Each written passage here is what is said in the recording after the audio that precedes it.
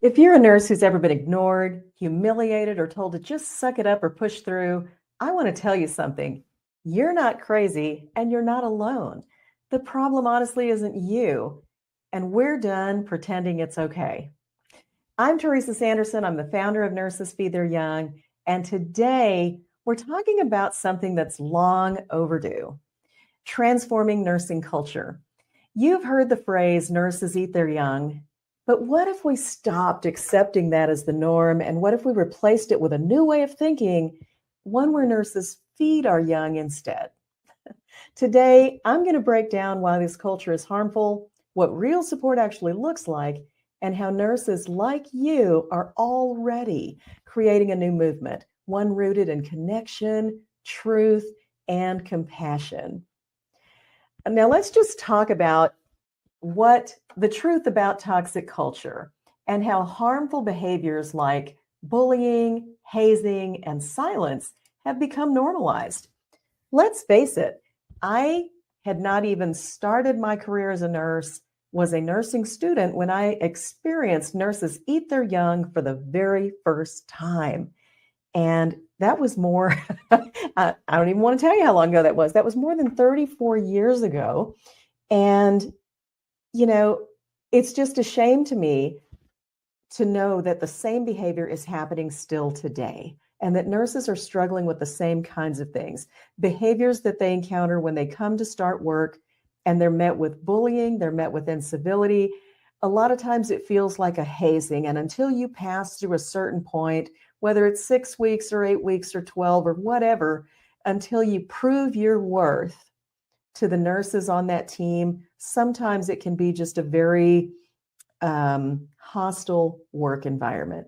And a lot of times nurses are silenced because it can also be very intimidating. So these behaviors, sadly, over decades have been just normalized. And it's not a fault of individual nurses, it's a fault of an overstretched system, a system that doesn't protect nurses. And it doesn't even give us a safe staffing ratio, right? Where we can know that we're going to tend to the right number of patients that we can safely care for.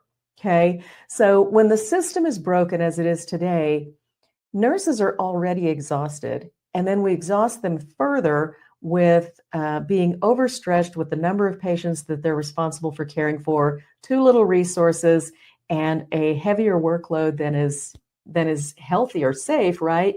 So it's no wonder that seasoned or veteran nurses working on our units in hospitals and long-term care facilities can't show up as the best version of themselves to meet, welcome, and mentor newer nurses who are coming to work with them. Do you see what I mean?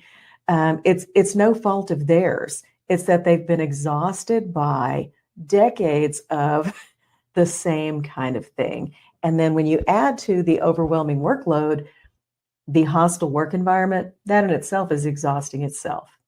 Okay. So let's look at something else, though. Why self-care alone is not the answer nurses need.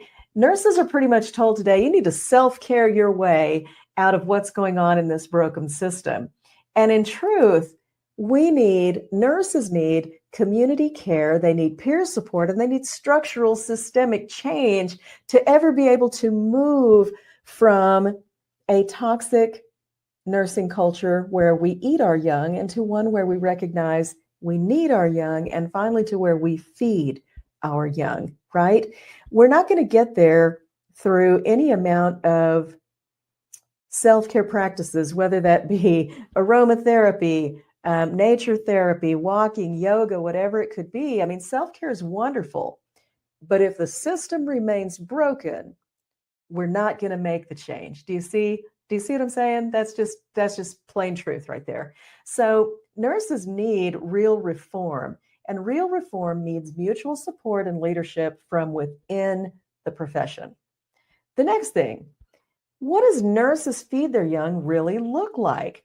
And here's an example, just from my own personal experience. I remember once that I was working as a travel nurse in a hospital, in an acute care facility doing, I guess we were like a step down unit. And anyway, I was floated there for the day to help out. Okay.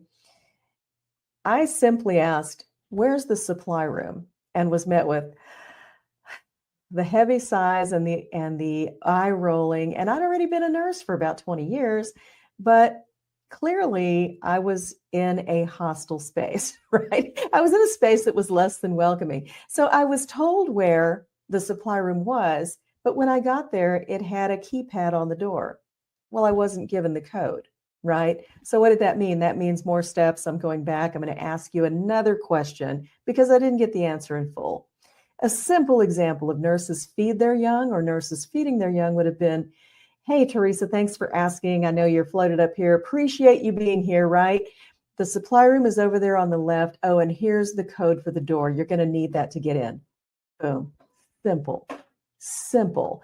It's elevating, it's respectful, it's good for both parties because you know what? I don't need to bother you again. And you also talk to me in a welcoming manner. Make sense? Nurses feeding their young and transforming nursing culture doesn't have to be hard, but we need to make space for each other and to be welcoming and just kind to each other. It's not about being perfect, it's about being real, and it's about being there for one another as nurses. Now, I want to share with you that this is a movement that's already happening. Nurses today are not waiting for the healthcare system to take care of us. We have nurses who are innovating solutions with products that they are developing that solve issues in the workspace for nurses. We have nurses who are developing apps that help nurses, whether it's finding staffing jobs or travel contracts or anything like that. Pretty much today, you can almost say there's an app for that. And the best ones have been designed by nurses for nurses. Okay. So nurses are no longer waiting for anybody else to come to our rescue. I know nurses who are leadership coaches who figured out, how can I manage my nursing leadership role without exhausting myself in meetings that are fruitless and salvage my day and be able to lead my team. This is nurse-driven innovation. And so nurses are no longer just accepting the old norms, right? So with Nurses Feed Their Young, our company here, we are growing and developing the Thriving Nurse Network. And Thriving Nurse Network is an online peer support community where every nurse can come, feel welcome, supported, ask questions, and we have a wonderful expert team of nursing leaders from across the country who have dedicated themselves to providing support and leadership and even coaching to the members. So Thriving Nurse Network is a real thing, and we're pleased to bring it forward. Transforming nursing culture, though, honestly, it's not a fantasy. It's already happening. Nurses across the country are saying no more to silence, bullying, and sabotage, and they're saying yes to something better. They're saying yes to community, to truth, and to healing. So if you've been looking for your people, trust me, we've been looking for you. And if this message resonates with you, I want to personally invite you to join the Thriving Nurse Network. It's a community built by nurses for nurses, where nurses feed their young instead of tearing each other down. We have a brand new opportunity coming up starting December 12th, where we're going to launch a brand new free version of Thriving Nurse Network. And we're calling it Thrive for the Holidays. I want to invite you to click the link. Actually, don't click any link. Comment Thrive below this video, and I'll send you the link to join the waitlist. Thanks for tuning in, and I'll see you soon. Bye-bye.